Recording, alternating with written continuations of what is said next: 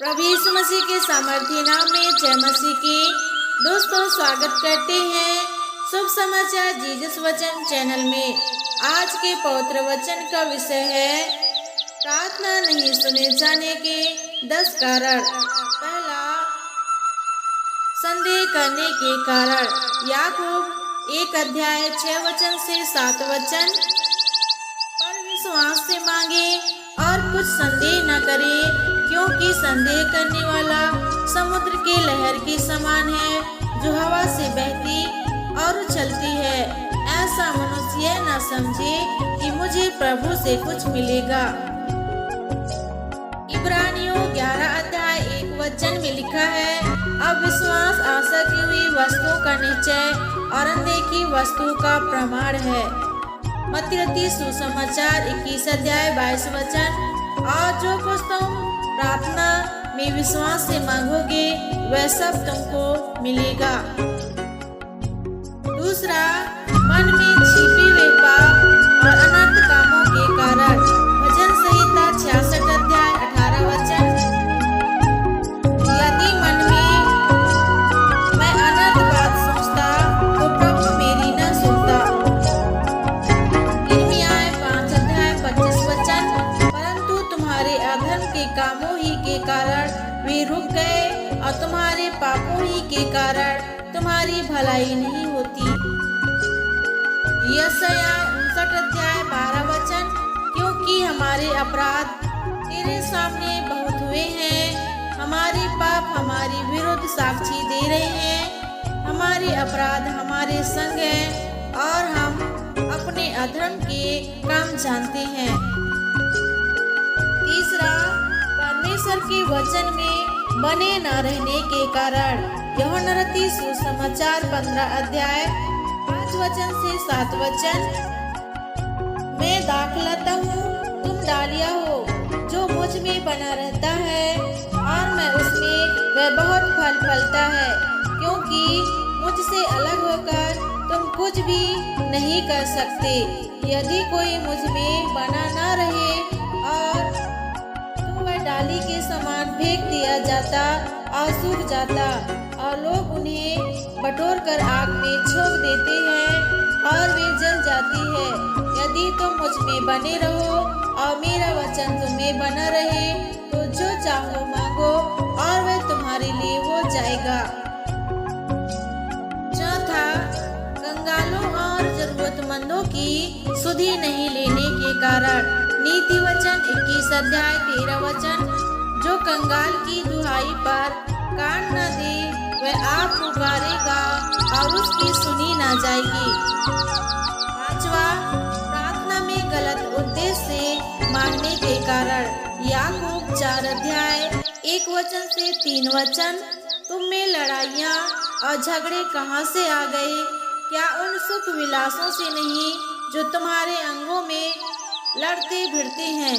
तुम लालसा रखते हो और तुम्हें मूलता नहीं, क्योंकि तुम हत्या करते हो, तुम डाह करते हो और कुछ प्राप्त नहीं कर पाते, तो तुम झगड़ते और लड़ते हो। तुम इसलिए नहीं मिलता कि मांगते नहीं। छठवा, पति पत्नी एक मन के नहीं होने के कारण। पहला पत्रस 3:7। वैसे ही हे पतियों, तुम भी बुद्धिमानी से पत्नियों के साथ जीवन निर्वाह करो और स्त्री को निर्बल पात्र जानकर उसका आदर करो, ये समझकर कि हम दोनों जीवन के वरदान के वारिस हैं, जिससे तुम्हारी प्रार्थनाएं रुक न जाए। आठवां, ना क्षमा करने वाले दिल के कारण। मरकुस सुसमाचार 11:25। और जब कभी तुम खड़े हुए प्रार्थना करते हो, तो यदि तुम्हारे मन में किसी के प्रति कुछ विरोध हो तो क्षमा करो, इसलिए कि तुम्हारा स्वर्गीय पिता भी तुम्हारे अपराध क्षमा करें। नौवां, मन में छिपी हुई मूर्ति के कारण। यहेजकेल 14:1 से 3। फिर इस्राएल के कुछ पुरनिये मेरे पास आकर मेरे सामने बैठ गए। तब यहोवा का ये वचन मेरे पास पहुंचा, हे मनुष्य के संतान, इन पुरुषों ने तो अपनी मूर्ति अपने मन में स्थापित की और अपने अधर्म की ठोकर अपने सामने रखी है। फिर क्या वे मुझसे कुछ भी पूछने पाएंगे? 9वां, आज्ञा पालन नहीं करने के कारण। नीति वचन 28 अध्याय 9 वचन। जो अपना कान व्यवस्था सुनने से मोड़ लेता है, उसकी प्रार्थना घृणित ठहरती है। 10वां, प्रार्थना समय से पहले नहीं सुनी जाती है। सभा उपदेशक 3 अध्याय 1 वचन। हर एक बात का एक अवसर और प्रत्येक काम का जो आकाश के नीचे होता है एक समय है। मित्रों, बाइबल बताती है कि सूर्य के नीचे पृथ्वी पर हर एक बात का समय है, एक अवसर है। मित्रों, यदि प्रार्थनाओं का उत्तर आने में देरी लग रही है तो आपको परमेश्वर पर भरोसा रखना है।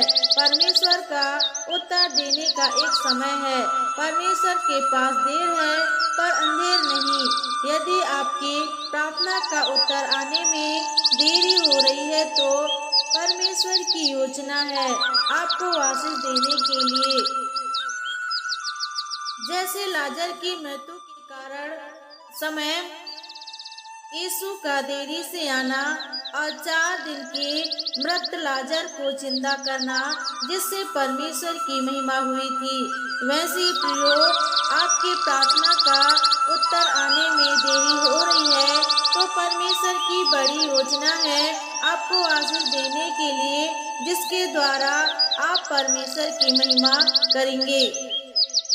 यिर्मयाह की पुस्तक 29 अध्याय 10 वचन में लिखा है, 11 वचन में लिखा है, क्योंकि यहोवा की ये वाणी है कि जो कल्पनाएं मैं तुम्हारे विषय करता हूँ उन्हें मैं जानता हूँ, वे हानि की नहीं वरन कुशल की है, और अंत में तुम्हारी आशा पूरी करूँगा। कुरिन्थियों 2 अध्याय 9 वचन। परंतु जैसा लिखा है कि जो आँख ने नहीं देखी और कान ने नहीं सुना और जो बातें मनुष्य के चित्त में नहीं चढ़ी, वे ही हैं जो परमेश्वर ने अपने प्रेम रखने वालों के लिए तैयार की है। मित्रों, आपने न कभी सुना है और न कभी देखी है और न आपके मन में कभी चढ़ी है ऐसी आशीष परमेश्वर आपको देने जा रहे हैं। आप प्रभु पर विश्वास करें, आपकी प्रार्थना का उत्तर बड़ी आशीष को लेकर आ रहा है।